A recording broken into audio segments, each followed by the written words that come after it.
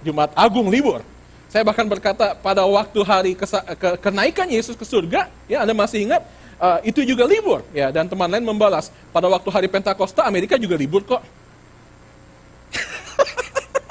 Anda yang nggak tahu hitung-hitungannya, hari Pentakosta ya hari Minggu, ya semua orang libur tentu saja.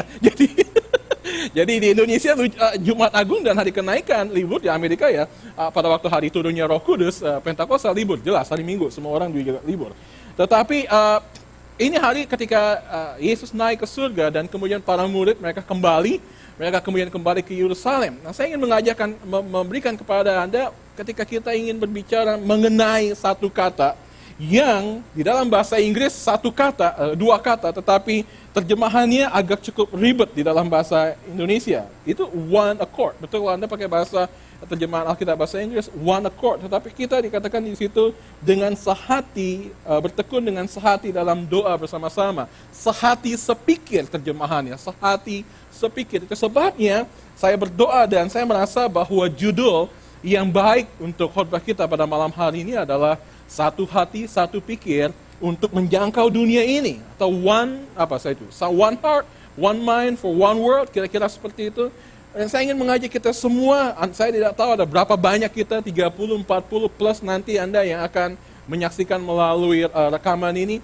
Ketika kita berpikir bagaimana kita 40, 50, 60 orang yang ada di dalam LIC, coworkers, LIC family, bagaimana kita dapat berpikir untuk dapat menjadi satu hati, satu pikir, sama seperti yang dialami dan dilakukan oleh para rasul, para murid pada waktu itu.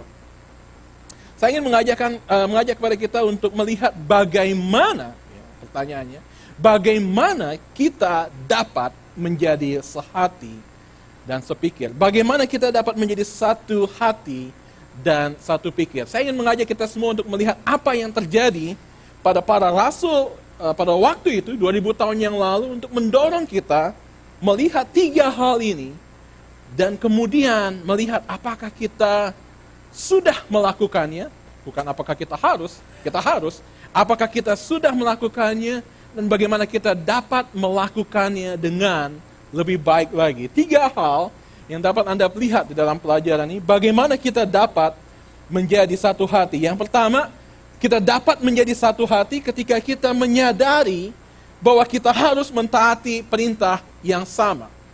Kita harus menjadi sehati sepikir, kita harus sungguh-sungguh menjadi satu tubuh Kristus ketika kita menyadari kita harus melakukan perintah yang sama. Ketika kita mendapat perintah yang sama dari Guru Agung kita, dari Tuhan kita, Juru Selamat kita, Yesus Kristus. Tetapi secara khusus saya ingin mengajak kita untuk melihat apa sebenarnya yang diperintahkan oleh Yesus kepada 11 murid pada waktu itu.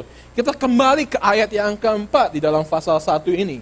Ada penting bagi Anda untuk mempelajari firman Tuhan, harus melihat konteks. Ketika melihat 1, 2, 3 ayat, Anda harus melihat ayat-ayat sebelumnya dan ayat-ayat sesudahnya untuk memahami peristiwa, memahami situasi, memahami makna sebenarnya dari apa yang sedang disampaikan oleh 3 ayat ini. Saya merasa 3 ayat ini seringkali kita lewatkan pada waktu kita belajar firman Tuhan. 2 minggu yang lalu di dalam Tuesday Bible Study kita belajar dari 5 ayat pertama, dari pasal yang pertama, kitab Kisah Para Rasul. Anda melihat ayat 1, 2, 3, 4, 5, seringkali, saya mengatakan kepada orang yang datang pada waktu itu, seringkali adalah kita seperti membaca sebuah buku, melewatkan bagian introduction, pengantarnya kita lewatkan. Nah, perlakuan kita terhadap beberapa kitab perjanjian baru seringkali begitu. Ini hanya pengantar saja. Nggak penting untuk kita sungguh-sungguh pelajari, tetapi harus Anda sadari bahwa satu kata, satu kalimat, satu frase di dalam firman Tuhan tidak ada yang sia-sia, tidak ada yang hanya merupakan pelengkap. Semuanya penting bagi kehidupan kita. Saya ingin mengajak Anda untuk melihat di dalam ayat yang keempat, firman Tuhan berkata kepada mereka, Dr. Lukas, seorang sejarawan, seorang tabib, mengatakan seperti ini. Dikatakan pada suatu hari ketika ia makan bersama-sama dengan mereka, ia melarang mereka meninggalkan Yerusalem. Anda harus tahu kenapa Yesus melarang mereka meninggalkan Yerusalem, karena kebanyakan dari mereka, 11 dari mereka adalah orang-orang Galilea.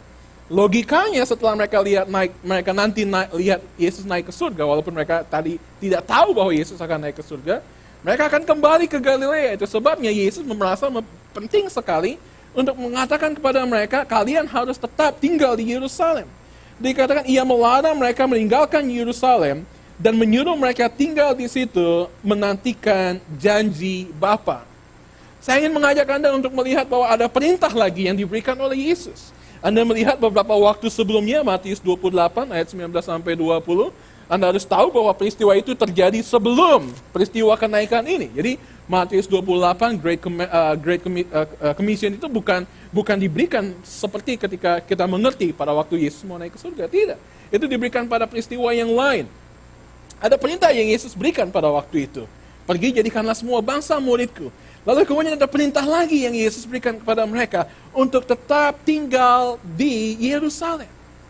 Saya kemudian mengajak kita semua untuk berpikir apa yang ada di dalam benak pikiran para murid pada waktu itu ketika mereka mendapat perintah yang sama. Anda lihat di dalam ayat 6, 7, 8 terus ada percakapan sebelum Yesus naik ke surga. Satu hal yang saya ingin Anda perhatikan, apa yang ada dalam bayangan para murid pada waktu itu. Dan seringkali kalau kita membaca firman Tuhan, kita seringkali melewatkan beberapa bagian yang penting. Saya ingin mengajak Anda untuk melihat bagaimana mereka mentaati perintah Yesus pada waktu itu. Dikatakan di dalam ayat 13, setelah mereka tiba di kota, naiklah mereka ke ruang atas. Sejenak bagi kita, mungkin ini hanyalah tambahan pelengkap yang tidak terlalu penting. Tapi ketika saya mempersiapkan khotbah ini, ketika saya mempelajari bagian ini, saya kemudian bertanya, kenapa Dr. Lukas perlu memberikan penjelasan bahwa mereka itu kembali ke ruang atas. Dan saya kemudian ingin bertanya kepada Anda, ruang atas yang mana? Memang semua orang-orang Yahudi pada waktu itu rata-rata punya ruang atas yang lebih besar. Tetapi saya tidak yakin bahwa Lukas pada waktu itu hanya menambahkan kata ruang atas sebagai pelengkap. Saya yakin ada satu kebenaran yang luar biasa yang perlu kita perhatikan pada malam hari ini. Saya berani berargue bahwa ruang atas yang dimaksud adalah di upper room.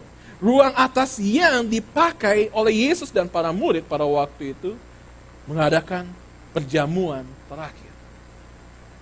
Kenapa mereka harus ke situ? Memang Lukas menyampaikan bahwa mereka menumpang di situ. Tetapi mengapa perlu bagi kita untuk memperhatikan ruang atas di situ?